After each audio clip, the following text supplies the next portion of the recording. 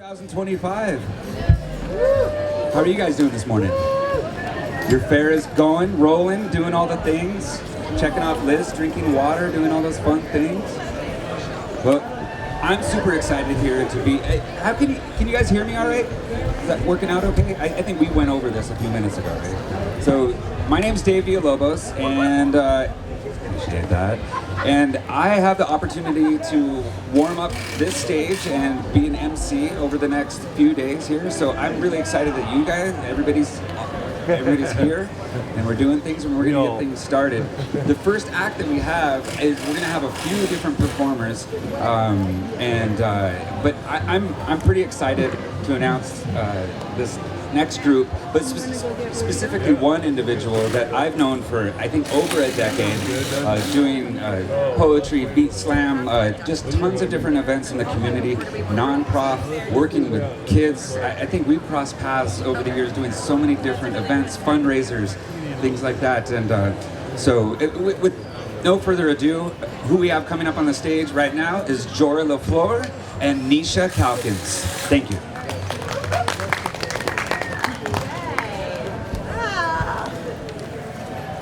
It's morning. In fair time. I think it's 6:30 a.m. Good morning, early birds. This is Nisha Calkins, cellist extraordinaire, welcoming you in to your first official day at the Oregon Country Fair. We're here at the Spirit Tower. We're here to feel the power of this land beneath our feet. We're here to greet each other and this space once again. All the friends you know, all the friends you haven't met yet, let's get together and do this thing. Here we are not going to sing, and yet we will sing. Between the cellists and the poets, there will be things made today that are never made again. We are blowing with the winds, we are improv, we are presence, we are here, we are presence, we are gifts. We say cheesy things that have been said before because they are true, so we say them again. Welcome to the spin. May the 8 guide you sweetly. May your feet be the compass you need as you loop and loop and loop into the most beautiful human soup that you will know all year. We are here again. 2025, and we are alive. Let's give it up for that. Welcome to Friday at the Oregon Country Fair. Thank you for that sweet introduction, Dave. I'll stop affecting at you. My name is Jorah LaFleur. It's my great pleasure to once again get to host a poetry showcase. We have 3 wonderful poets with us today who will also be here tomorrow. I'm excited to bring each of them up, and we'll have some special guests, so thanks for starting your day with us. I'm going to start us off with a poem, and then I'm going to bring up a poet, and then I'm going to bring up another poet, and another poet, and it's going to be the most beautiful brunch smorgasbord of poets you could possibly imagine starting your day with. Okay, so, great. Just time it.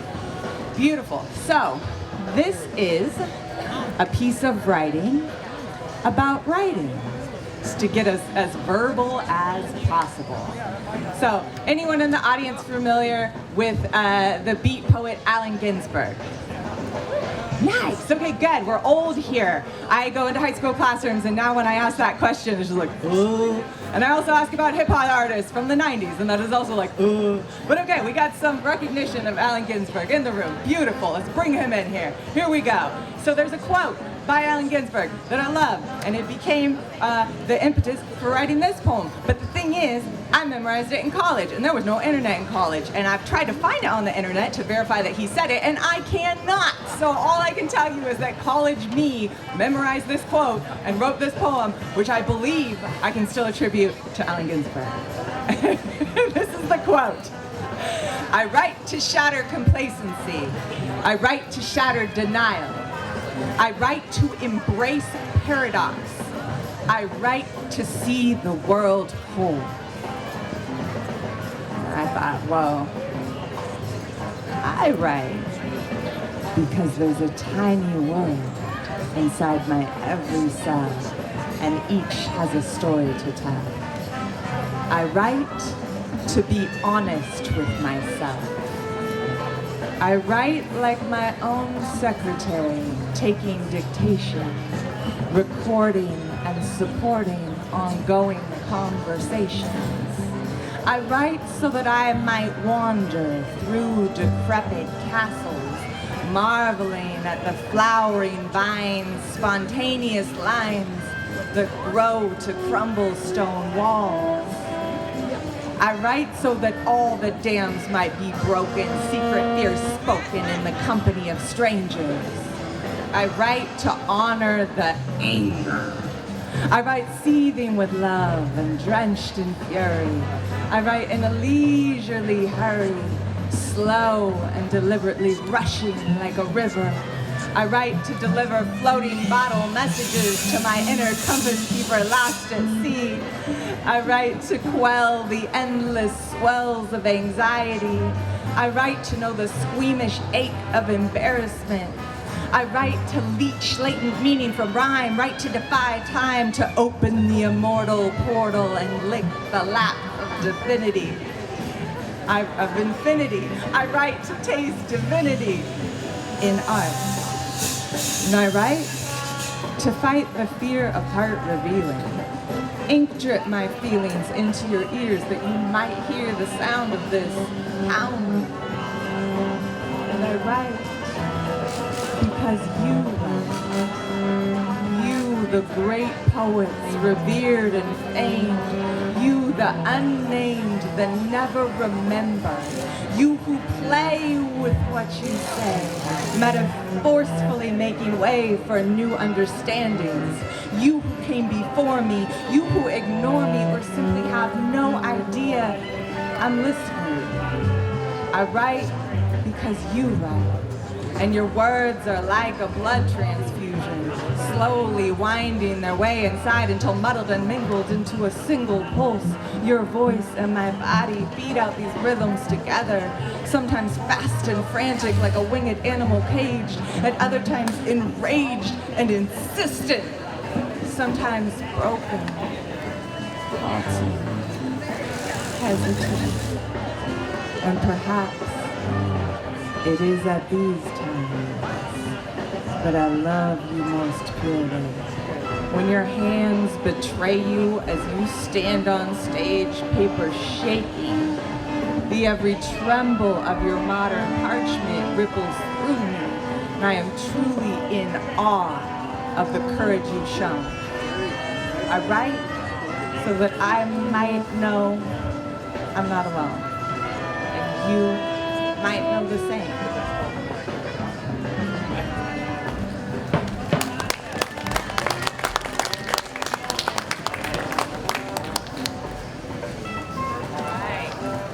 Nisha Calkins, my dear friend and incredible cellist, thank you for accompanying me on this journey. We will bring Nisha back later as well. So yeah, it's always, I've been doing this for a very long time, and it still is always just such an excitement and tremendous gift to get to share the stage with other writers. I'm already impressed by the courage it takes to share yourself so vulnerably and nakedly.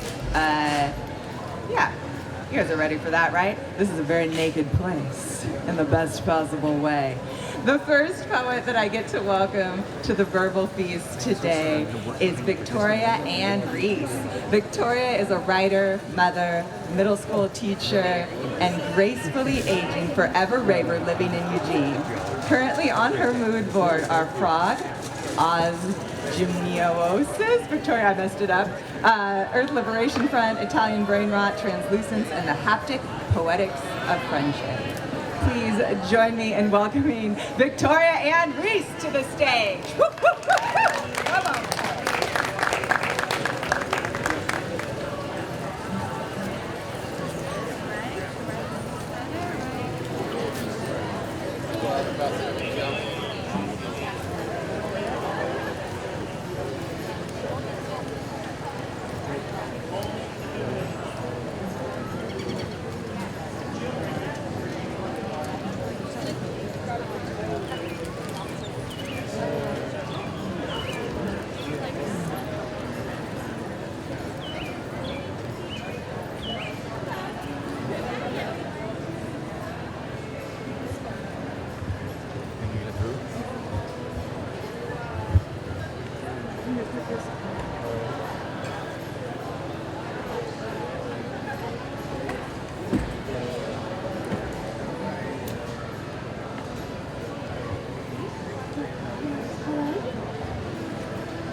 Better? Okay, sorry. I was already nervous now. Okay, so O's Gemios, they're a street art pair. They have a show at the Hirshhorn in Washington, D.C. the next couple months. So go see them, they'll be on your mood board too. Hi, welcome, come on in. My name's Victoria. I'm nervous, but I'm gonna read to you because why not? Why not take this opportunity? So thank you for spending some time here. I know you're missing the opening ceremony at Main Stage, so I wanted to kind of call in that kind of energy here. I wrote an invocation to share with you. So I watched The Craft. It's a 90s witch movie. And there was an invocation scene there where the four main characters stand on the beach and they call in the elements of the four corners, earth, wind, fire, air, and they say, I invoke thee, and they kind of bring that power into their life. I'm not a witch, but I am a person with a strong relationship to the unseen, the imagined, the remembered. And in naming comes a knowing, in calling out a calling for. So I'm so glad that we are all here together, but there are just a few more that I'm asking for. So now I will invoke them, invite them to be here with me, with us, and I invite you in turn to do the same with all of the ones you wish were here. You, the elements or whatever. So here we go. Hey Tyler, peek down at me, cheer for me, like you did at the pep assembly in 1997 when the vice principal told you to tone it down. Your enthusiasm is welcome here. Hey Jenny, what would you be noticing? What would make you chuckle? Smile with me at everything that catches your eye. Hey Rachel, hey Dylan, what would you be wearing?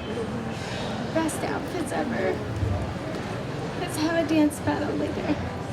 I'm just gonna cry. That's where I'm at, so it's okay. It's okay. Hey Dad, what would you be doing? Would you be making the person on the bench next to you feel comfortable and valuable, maybe? Your little goofy, generous kindness has always went a long way. Hey Frog, send me some jokes. Send me some jokes to lighten the mood, please, and speak truth to power.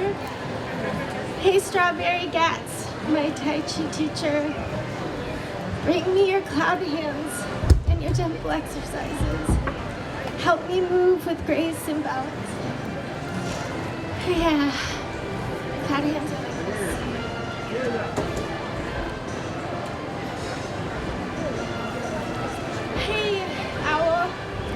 Don't think I forgot about you. In the tree above the drum circle. I hope you sleep good today. And arc through the sky at night with bold silence. Hey Squid, all of you in the water off Culebra, bring me the thrum of your glowing edges and your sense of collection. Squad goals. Hey aliens, speaking of squad goals, the soft-bodied ones with the infinity eyes. I remember, this one's for you always. Hey Kalapuya people, past and present. Thanks for taking such good care of this place, this land, this sweet little pocket of earth for so long. Thank you for surviving. What would a fair under your care feel like? I hope one day I can be on this land as your guest and not an interloper. That is to say, land back, people forward. That is to say, benevolent forces and faces, be with us. That is to say, to all of you, bring all your angels, your remembered dead and your ones that got away, your favorites and your familiars. Invite them here to sit on your shoulders, to hold your hands, to see you in your best light, and help you smile extra bright or cry if that's where you're at. May we all be surrounded by extra jazz and juice today. Let's be playful. Let's be pizzazzy.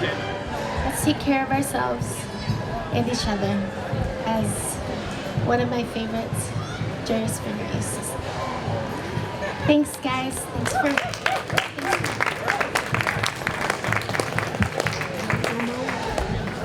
Oh, poets, thank you for bringing so much heart right off the bat. Connection made. Thank you, little Fox. All right, the next poet I get to welcome to the stage is Rose Preminger. Rose is a poet and editor living in Portland. They're the author of 2 poetry collections, Cosmological Horizons and Our Streets, and their work regularly appears in publication.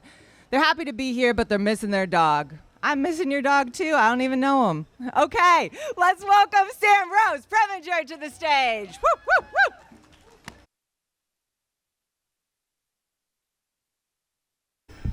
Hi everybody, I'm Sam. I'm going to share some poetry, but first a quick science lesson.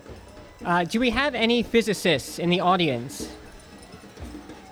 Alright, I'm not seeing any hands, so you're going to have to take my word for some things. I am not a physicist either, I'm a poet, but I'm going to do my best here. So, there was once a scientist by the name of Thomas Young, an English physicist. And he pioneered something known as the double-slit experiment. Maybe some of you have heard of it. It's a real simple experiment set up in 3 parts. So on one side of our experiment, we have over here a little device that's going to shoot out an individual photon, a single particle of light. Then on the opposite side, all the way over here, is a screen that's going to catch it. And in between is like a little wall, a filter, with 2 slits, 2 openings in it. And the way the experiment works is our little machine is going to shoot out the photon, going pew, pew, they shoot it forward, and we expect it to go through the left slit, the right slit, end up on the other side, and you would get 2 lines, right? And that's exactly what happens. We run the experiment, it shoots the photons, they go left, they go right, we get 2 lines. But then this really crazy thing occurs. They leave the experiment running with no one observing it. And when they come back and look, instead of those 2 clean lines on the sheet, they instead find a whole spectrum of lines of different intensity. It's what's known as an interference pattern. And it's what happens when you have waves interfering, intersecting, rippling against each other and creating this more diverse pattern on the other side. So what this tells us is 2 things. One, it gives us this idea of particle-wave duality, that things are a little less solid than they appear. Their behavior can change. And 2, it gives us what we call the observer effect, or is a great demonstration of the observer effect, which tells us that just the nature of our observing something, measuring it, watching it, can change the outcome. Okay, so that was a very long preamble for a very short poem. This poem is called The Young Experiment. In dating and quantum mechanics, a sure thing is no thing at all. Examined, possibilities collapse, one brilliant array of electron collision reduced. Like my high school shiksa drinking whiskey on the couch downstairs, lips curled, saying she could unstitch every inch of an ear with her tongue, or more in the way physicists might say theta sub x, theta sub p is greater than or equal to an h bar over 2. Like the way that we giggled, the way that we broke up to every Alphabet City rooftop where we didn't have one damn word to say, just staring at those greasy stars. It's inevitable. How certain I am every time they're the one, the sum of 2 bands, the way we are always made from something solid, something certain, until I look too close. Thank you. One more. right, we're going to do one more. Okay, another real quick science lesson with this one. This is a short one. All right, so you're all familiar with the Big Bang, I'm guessing. Right? We start with everything in existence is in this one little primeval atom, we call it, a single point, and then it explodes outwards, and we've been expanding ever since. Now, there is a theory, not a very popular theory among physicists, that will someday experience what's called the Big Crunch. And the Big Crunch says that because of these black holes at the center of most of our galaxies, everything is slowly getting pulled back together eventually, and it's going to start collapsing, and everything will be brought back to that one little point. The poem is titled Loving the Other. Yes, sometimes I imagine awful things and feel no womanhood at all. I cannot pretend these violent stars of fantasy don't constellate. I remember the black oaken foot of my childhood bed, where Dad taught me men are from Mars. He floats up, straightening my tie, tightening mint in the vacancy of aftershave, reaching from under the folds of my mind. There are more heavenly bodies and moons, more objects in space than syllables ever spoken aloud. Sun, there are light years from Venus to the war god's mad world. It was simpler then. Before I understood our universe expands, before my mental affairs explored the apogee, umbra, dark energy, the identity I would not speak. In theory, there's prayer.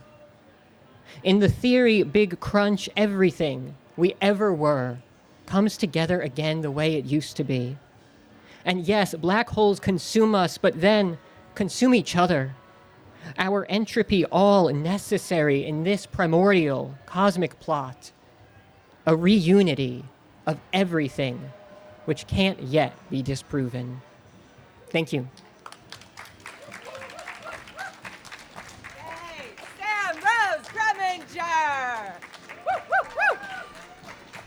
We are being supported by an amazing crew of staff that run the Country Fair bookstore today. So if you would like to get Sam's book, it is over here. My book is over here. Any of the poets who have books that you are hearing their books out loud today and you'd like to walk home with it, these bookstore folks would love to help you with that. Thank you, bookstore crew. Yay.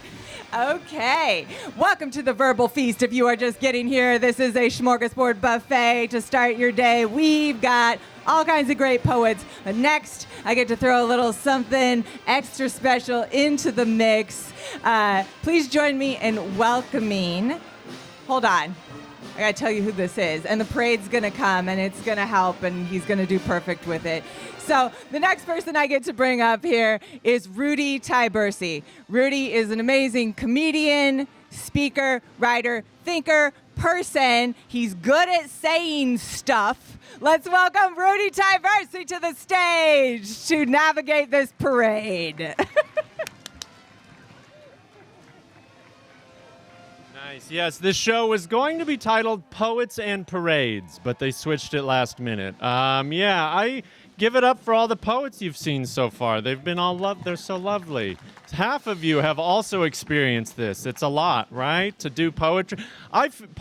Comedians are not brave. We get to look at smiles. Poets have to watch you cry about your trauma. Like that's what poets have to do. They have to look at, I have an easy job as a comedian. I just get to watch people smile, which is a lot of fun. They say you start to look like the 5 people you hang out with the most, which is why I look like my mom and 4 cats. Anybody else? Yeah, where my cat people at? Okay, nice. We have identified the criers. Yes, that's it. Who cried today? We know at least 2 people who have, yeah? There we go. We've seen it. There's nothing like watching live tears, is there? You know what I mean? I love that. It's beautiful. Thank you for sharing so much. If I wrote poems about my loved ones, they would all be about cats. Literally. Have so many cats in the backyard. Tiger and Balls and Milk. They're just the best. I don't know. Anyone get pandemic pets? Anybody get their cats in the pandemic? Yeah, pandas. What's your cat's name? Tiggy? Oh, this person's my friend. I love it. Tiggy, yes.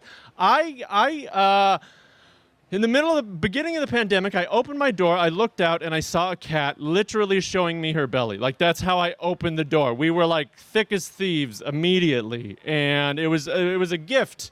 And 8 weeks later, that cat gave birth at the foot of my bed. Like, that's what happened. She was actually my neighbor's cat, and she escaped their house the day she gave birth to come into my little cottage and give birth. She's like, you are not changing my birthing plan.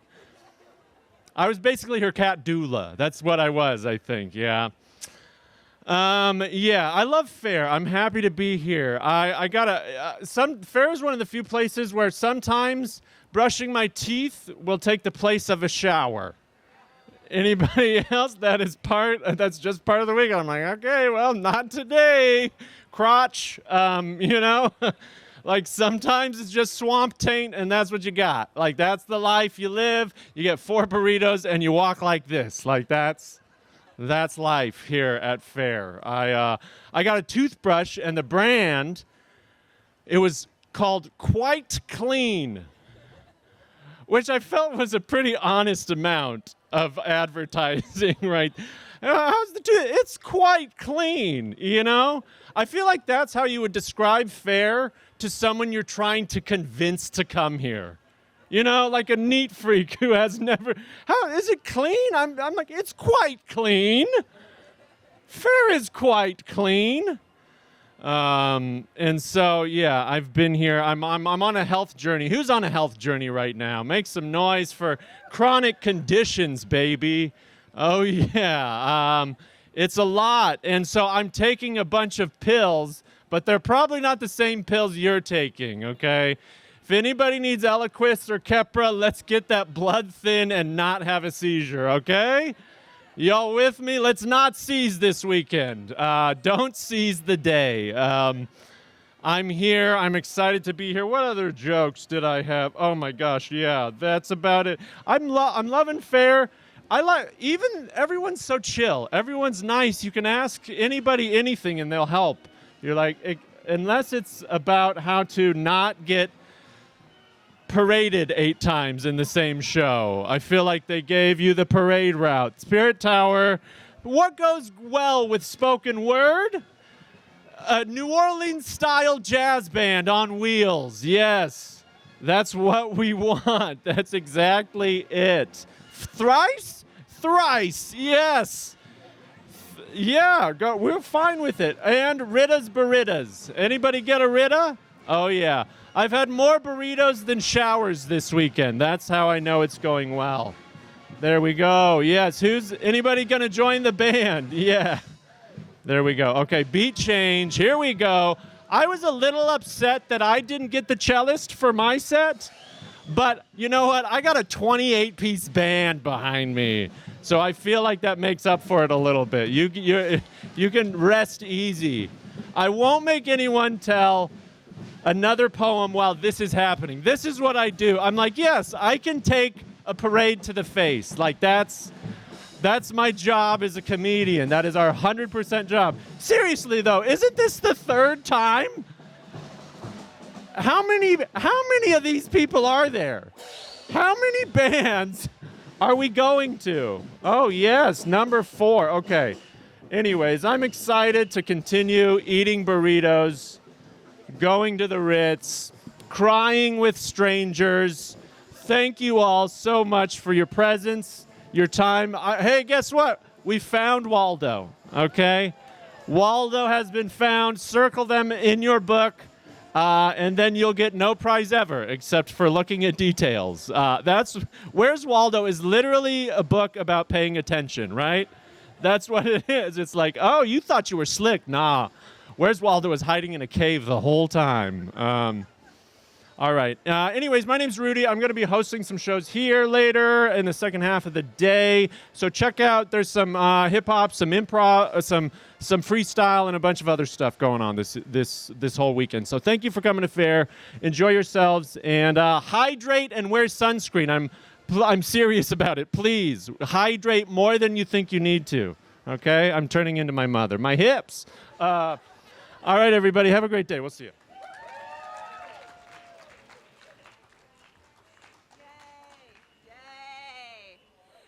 Rudy Tyburczy, thank you for being funny and at the same time doing a public service. I was not going to drink water, but now that you told me to, I will. Yay!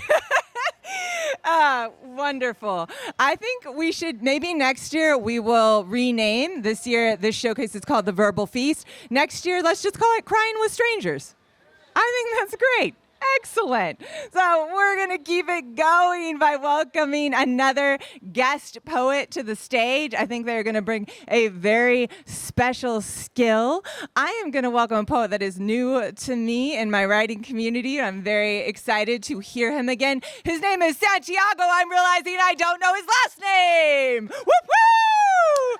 Santiago, what's your last name? What is it? Navia. Great. Beautiful. All right. What do you need space-wise? Just space. Okay. So let's I'll try not to use the mic, but I'll project. Okay.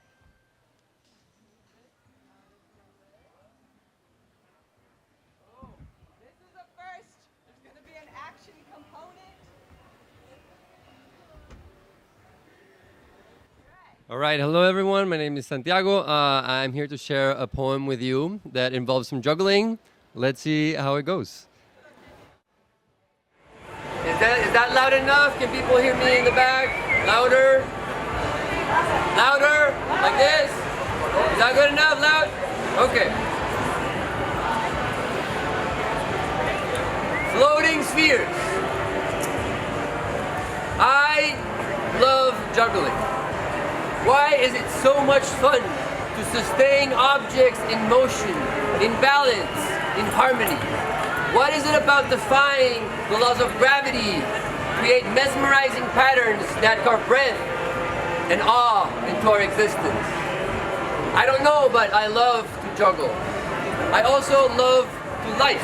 Yes, to life, the embrace being alive part of life.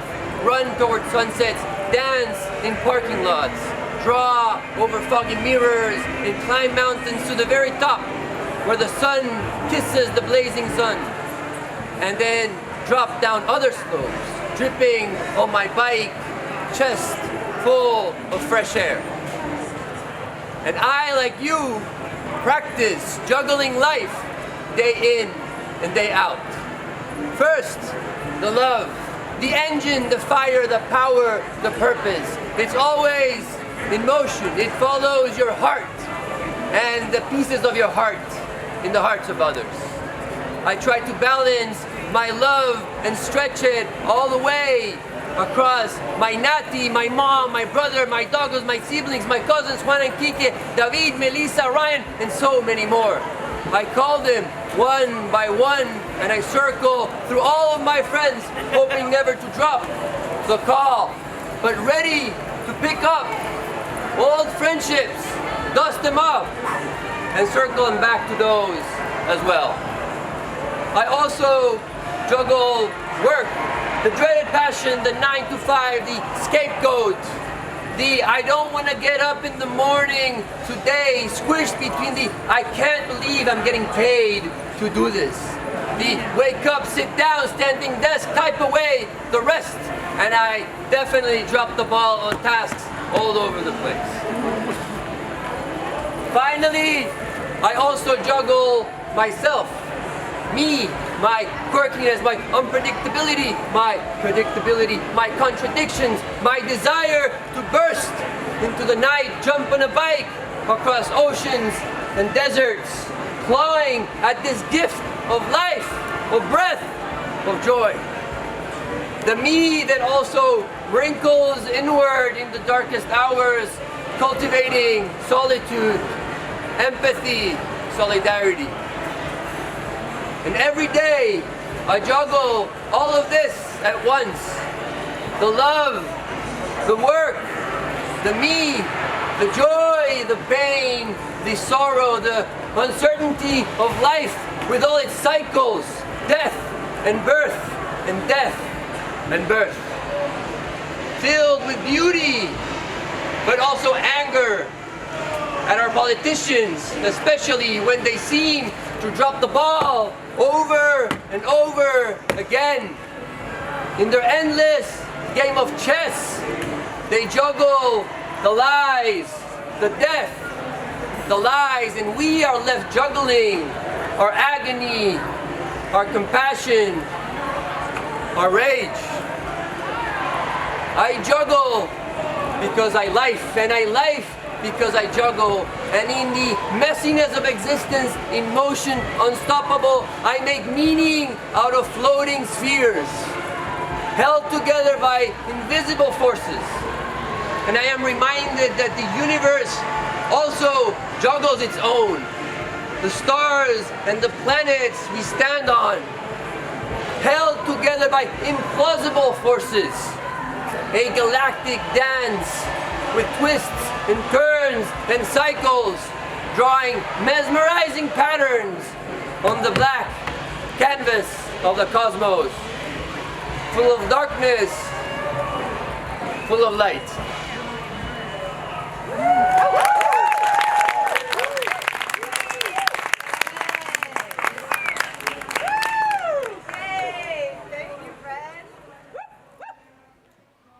I've never seen poetry and juggling before. Thank you, Oregon Country Fair. Thank you, Santiago.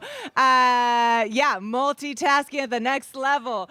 My name is Jorah LaFleur. Welcome to the Verbal Feast. We've got a smorgasbord of poets and wordsmiths here for you. We are going to restart our rotation and get to see everyone again. I'm going to welcome cellist extraordinaire Nisha Calkins back to the stage to go on a little journey with me. And then we've got many more good words to come. Thank you for spending a little bit of your morning with us. If you were wishing that burrito you just bought came with a side of cello, I've got good news for you. Yay. In here. Oh, yeah. You are very welcome to use that chair. Cool. So, the poem that I'm going to offer you is an archetype poem. It is about, I hate saying too much about what poems are about, because then why? Because I'm just going to give you the poem. This poem is called She, and I just always like to make clear it's about the big she, the she-ness, as is defined by you, not trying to box anyone in fact, just trying to open the box all the way. Pandora, let's go. So,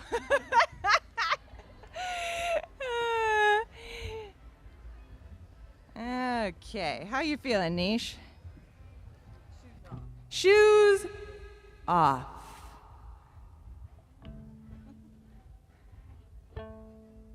Cello on. Yeah, feeling good? Yay. Okay, beautiful. Here we go.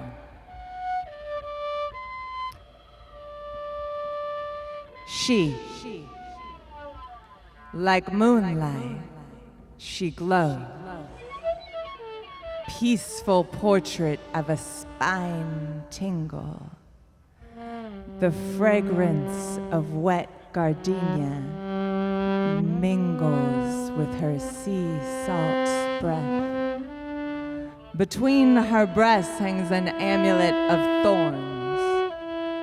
She is reborn every 6 seconds, bloody and thrilling, spilling self-fulfilling prophecies like a faucet made to leak. She peeks behind every curtain, knowing nothing is certain but change and surprise. Her big brown eyes linger long on what belongs beyond this black and white world of opposites swirled.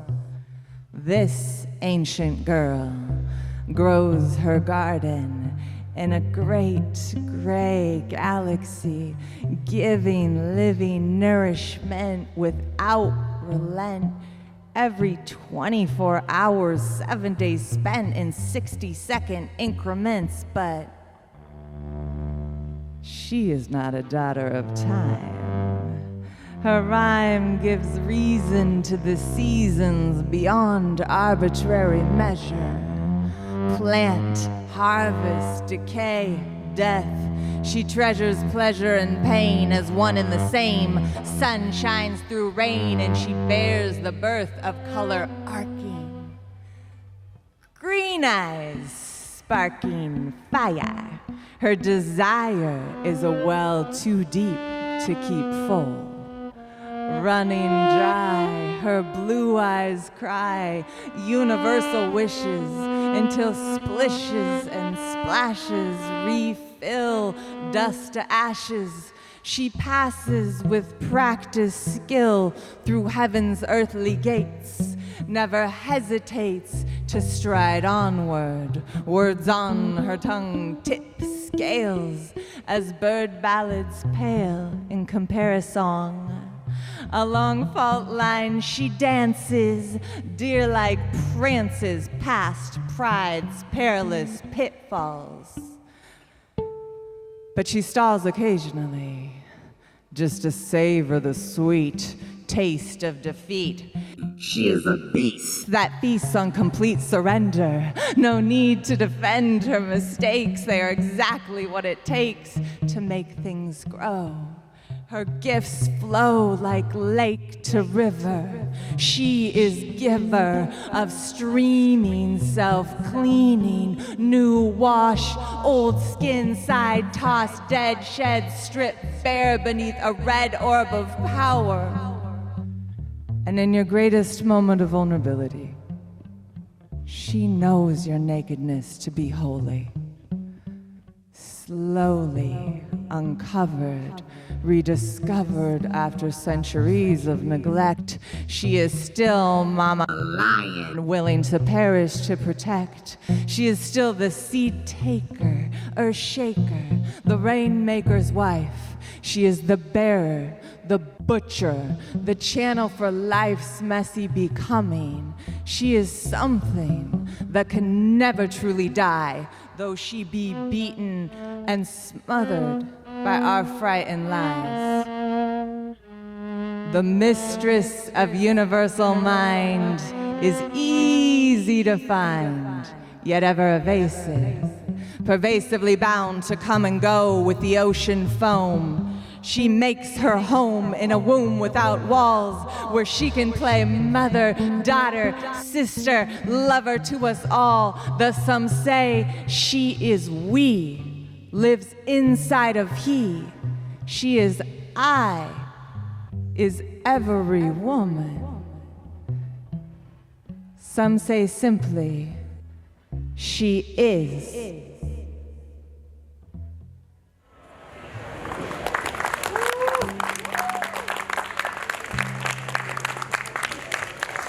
Nisha Calkins on the cello. Yes. Thank you so much, folks. Thanks for being with us. We have some more tasty poets coming up here for you. The first of which is Victoria and Reis. Welcome, Victoria, back to the stage, performing for the first time at the Oregon Country Fair on the first day of what will undoubtedly be 3 days of magic and wonder. Thank you for sprinkling some of yours our way right off the bat. Let's give some, she's going to give some back. Do it. All right, Victoria, come on up here. Hello. Perfect. Hello. Hello, everyone. Thank you for being here. Hi, Samimi. I'm glad you're here. It's my daughter, my squad, my Butte squad. All right, I'm going to read 3 poems from my mommy blog. It's a triptych. Okay. 1, repotting memories. Ocean shadows, river glimmers, fish eating me instead of vice versa, the fish that ate itself, the girl that chased her tail, pout spiral. Lips curling backward, rock lips, cliffs or caves, almost rope cages. Soft pockets with very hard edges, solidly rimmed. In dreams they say that water means emotions. Dream world mapped close onto day world, some kind of small psychic bubble or aura. Defiant silence, mine is a hard quiet. Mine is a scratchy bra on a softening body. Mine is a backyard game of catch with a stress ball at early sunset, the colors almost but not quite catching the clouds. Agony's alchemy, minor or detached agony, sideways refusal or sidestepping. Should have said no to my senior prom date, my freshman boyfriend. His little sister was much cooler. Should have listened to her, I mean me.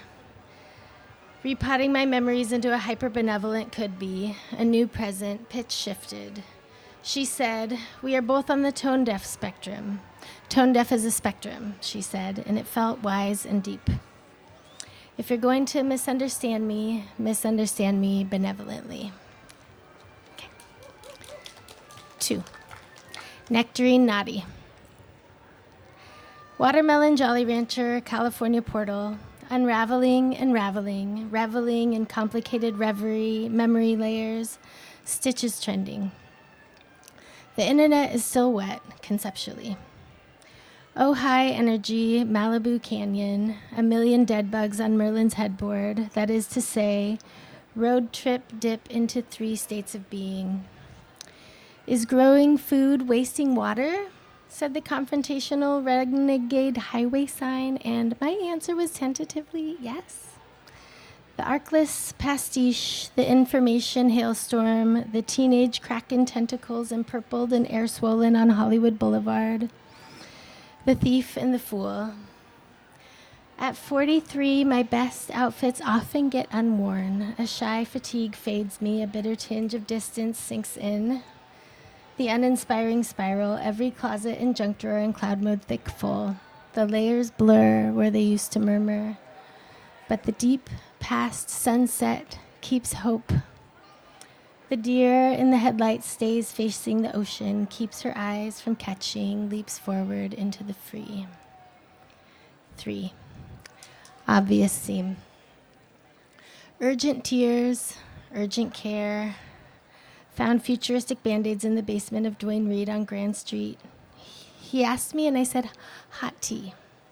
But to the artists, I gleefully confessed, bikini waxident. And they were impressed because artists get juiced up by the unseemly abject.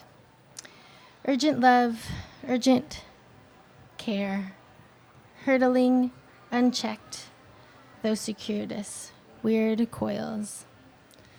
She was leaving the birthday party at Forlini's and invited me to walk with her, but I got shy and stayed later.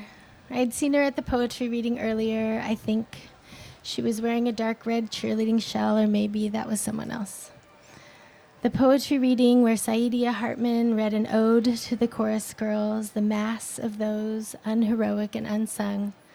I touched my throat and my heart, and I didn't care who saw me cry with urgent joy. Thank you. Thank you for that urgent joy. Thank you. A lot of my best outfits go unworn at 45 as well. Just throwing on comfort dresses, showing up in yesterday's temporary tattoos. It's a strategy. Love it. Thank you, poet. So each of these poets that you are hearing also have their own solo shows. Victoria, when will your solo show be? Sunday at 2 p.m. You can catch Victoria at Shea Ray's stage. Amazing. Our next poet coming back to the stage also will have a solo show at Shea Ray's. We will make sure we find out what time directly from her mouth. Let's welcome Rory Fox back to the stage. Woo woo!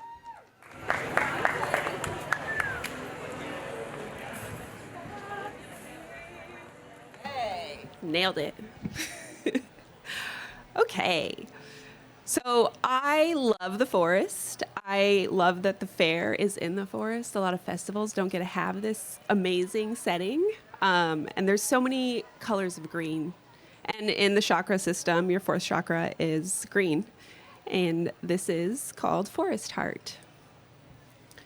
My heart is a forest with aspen leaves that shimmy in the breeze when you speak sweet words or send messages that tease. With magnolias so lush, flowers blossom when I blush, and the wind whispering on my cheeky leaves make me giggle and gush. My heart is bamboo, growing sturdy and surely until maturely, even if slowly and obscurely. With roots extending deep in the ground, connecting me to all that is around, yet even in the darkness of perpetual night, securely connected, I'm not alone in my plight. My heart is the dirt, both old and perpetually new, and we must continually invest in me and you, because life is better when we're connected to our friends on which our mutual survival depends. With mycelial mediators unionizing the wood wide web, seeking to equally distribute what each individual contributes. My heart is the mighty oak stand who knows camaraderie makes us stronger and interconnectedness makes us more able to withstand. With branches that extend high in the sky, reaching towards the light, expanding towards what is bright, because it is seeking what I need is my instinct and my right. My heart is the windows in the canopy that let the light through, a reminder that even when we can't see, there is something so much bigger than you and me. And like the climbing vine that clings to the tree, knowing our lives exist interdependently, I might survive on my own, but I'm meant to exist in connection with thee. My heart is a blackberry bush, protecting hidden fruit amidst the thorns, but if you're careful and get close, the sweetest reward will be sun-warmed and ready to adorn. With birds who chirp in delight and know our nest is a safe haven, but we still have to spread our wings and be brazen. My heart is the tiny flowers that make the carpet of stars from the earth, a reminder that nature is always giving birth and every little thing has its own unique worth. With seasons like fall to shed what is lost and dead, and spring to turn old muddy mush into something that is vibrant and lush. My heart is the fern that thrives in the shade, spreading my fingers like a feathery blade, covering things that have fallen and decayed, concealing away where the real magic is made. And with maturity comes a more established security and the knowledge that our lives are like the trees, with interwoven systems like the ants and the bees, and we're all connected to varying degrees. My heart is a forest, and you make me feel like I am a rare and captivating plant that a gardener just discovered and wants to learn all about, bearing blooms that will be treasured with a joy that cannot be measured. You make me feel like I am a new constellation that an astronomer just discovered and feels too grand to name, but it magnetically draws your eye's attention every time, revealing new dimensions. You make me feel like I'm a lost city that an archaeologist discovered, and unearthing new layers is filled with such significance and delight, it's tempting to stay up excavating all night. You make me feel like I am a hidden temple that a philosopher just discovered, exuding such power, inspiring such reverence, that it's hard to decide whether you want to share the surprise or keep its beauty hidden from prying eyes. You make me feel like I am a long-forgotten remedy that an herbalist just discovered, gently healing and gradually revealing, cultivating an experience that is inspirational and endlessly appealing. You make me feel like I am the missing cure that a scientist just discovered, the antidote that they'd been looking for, and the missing key opening hidden doors, and suddenly you see the truth behind all the lore. My heart is a forest, and you make me feel seen. Thank you for being part of my ecosystem today and the community here, and my show will be Sunday at Reis at 3. Thank you.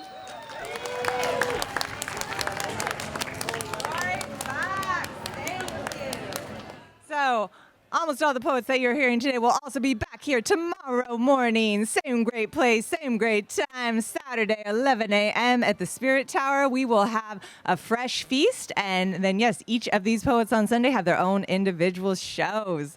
Let's welcome our third poet who also has a show on Sunday that they will tell you about. Sam Rose Preminger. Woo, woo, woo.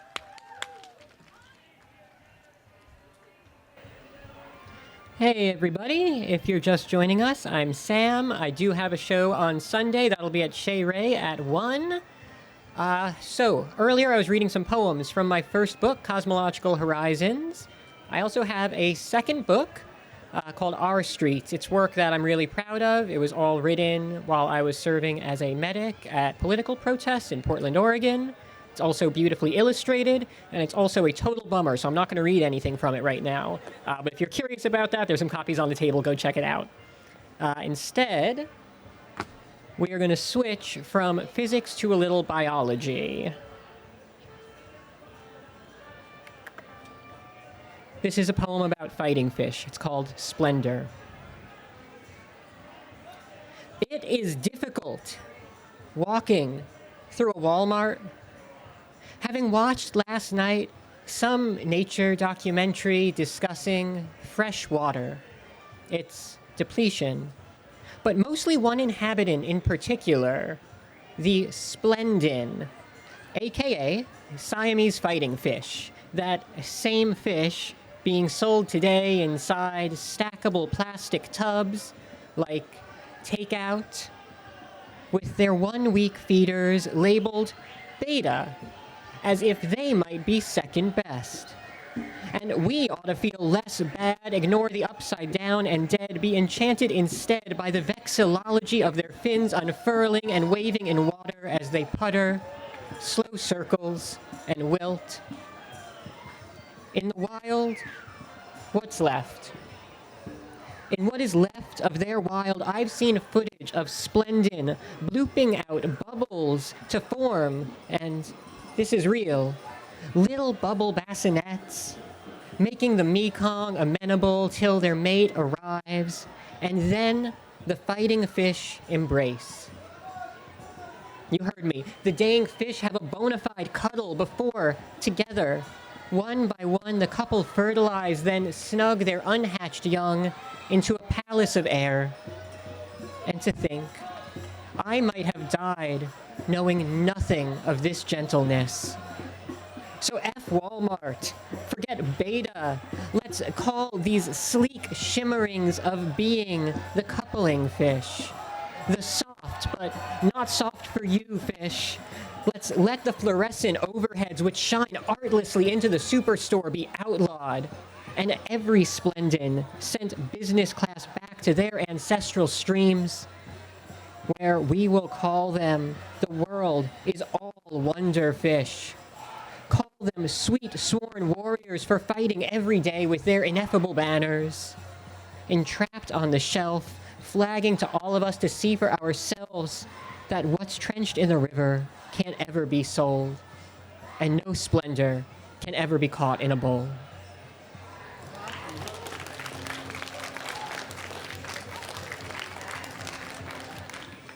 Okay, I got a couple more for you. This next one was inspired by the art of Christopher Marley and is titled Look Closer. Across human history, there has never been a better moment to admire something beautiful and beyond your control. A tessellation of moths mud puddling in the sun by the side of the road. Or on your phone tonight, an image search could unveil for you the exuberant abundance of sea urchins, of sea stars, the sea. All the radical morphology of animals you didn't know, but now know you must have a place in this grand. What's the opposite of machine? Dusky batfish, stalked crinoids, polychaeta, armored sea robins croaking over sandy depth. Or in rainforests, or at festivals, or in a plant shop, probably today in your town, you might blush with the sweet, shameless splays of flora. The intensity of their colors so transcendent, they transcend and become color itself.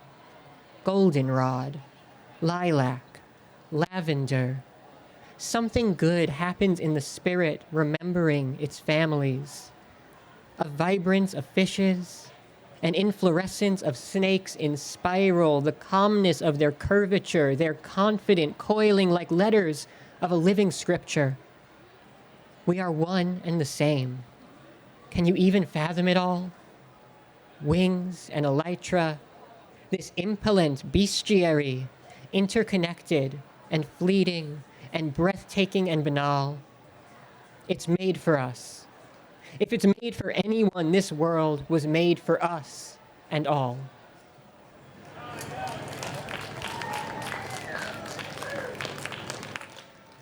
Okay, I have one last quick poem. This is a poem I actually wrote last year at OCF, and I'm very happy to get to share it this year on a stage. It is called Blessing You. It was originally written for my nephew, and as I was writing it, I realized it's for everyone. There is a sea of lilies in your backyard now, erupting triumphant orange, too fragrant for ink, a formative memory. I still see you stirring sunny into those early mornings of summer, the swing set, the soft grass, the sillies. May you always overcome the thieveries of shame. May you have courage to decline anything, everything which binds you. Unbottle your joy. Your joy is our universe blushing. Your joy is enough apples for everyone. A blessing. Vador, vador, vador, vador. May you devour life like ripe cherries, like red poppies kaleidoscoping your eyes. Let July's easy oak shade, let January's tender crinkle be delicious in your life. You are young, and if you're not young when you hear this, I offer you youth just for now, to be alive, with such senses, such capacities for pleasure, such brainings and bogglings you might not notice. You could surrender and still win. Lay down. Roll around in the sweetness of existence. You are always a child in some pocket of your heart, and in some pocket of your heart can imagine what it means to be free, flying and resplendent. You are feathered, fierce, and delicate, so bite your damn apples. Rip off your ripcords. Rip open the surface of the sea and dive in. Dearest, you are so much, and much more still to be. Thank you so much. Rose Preminger, thank you. Rose has books available right over here. We are almost out of time, but we've got time for just one more poem. How does that sound? Let's welcome our friend Santiago back to the stage. Woo woo! Take it home. Don't rush, but, be timely. Name of the game at the fair. Do you want to use this mic? You want to use this mic? Yay. I like your shirt, man. Thank you. All right. This poem is at the intersection of grind culture, being too tired to know how to properly rest, to exist in late-stage capitalism, and to go back to our circadian rhythms. It's titled Snooze. It's morning, like most mornings, like every morning. Dee-dee-dee-dee, dee-dee-dee-dee, dee-dee-dee-dee. The alarm goes off. Instinctively, I contort, tap the screen, and snooze. What's the harm in 10 extra minutes cocooning on warm blankets before breaking chrysalis?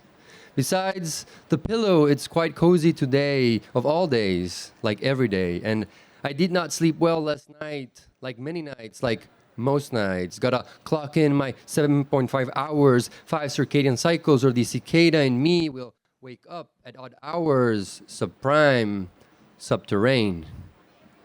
Once again, it insists.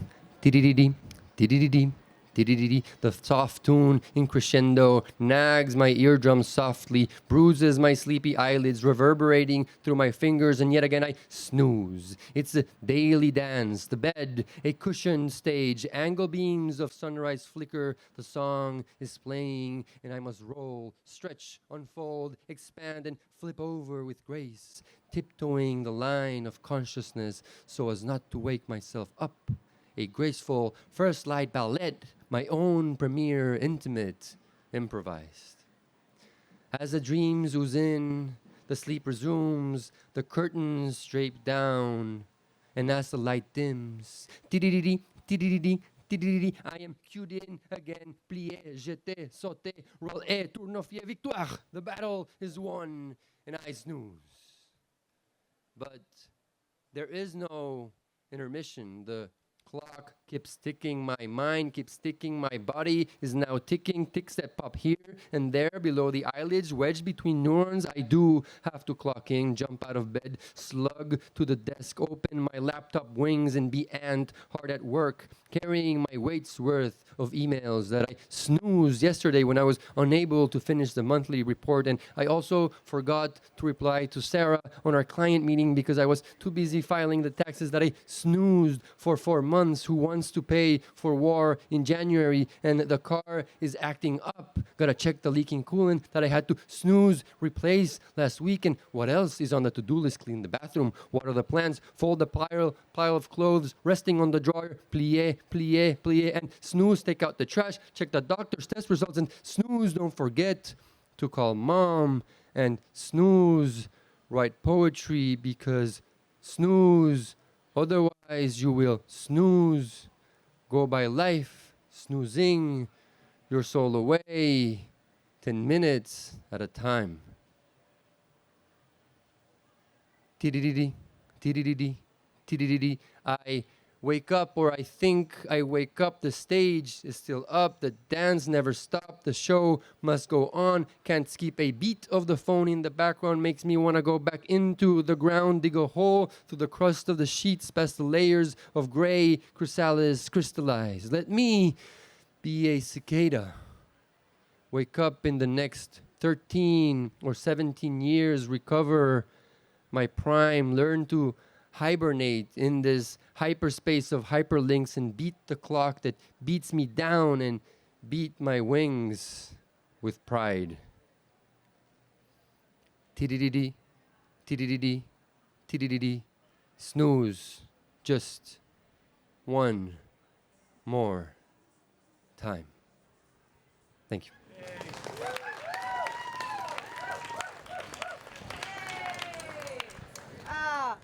Beautiful. What a perfect way to wrap our first verbal feast of the weekend. We are in the right rhythm, circadian, perfectly. I can feel it. Yay.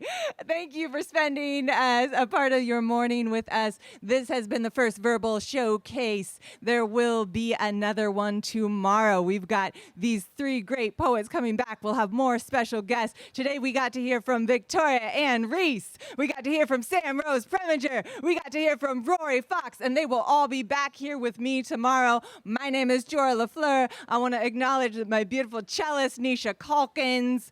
Whoop, whoop. Thank you so much for being with us, and I hope you have the best Friday at the Oregon Country Fair that you've ever had. This one's never happened before. Get it. Thank you. Woo, woo, woo.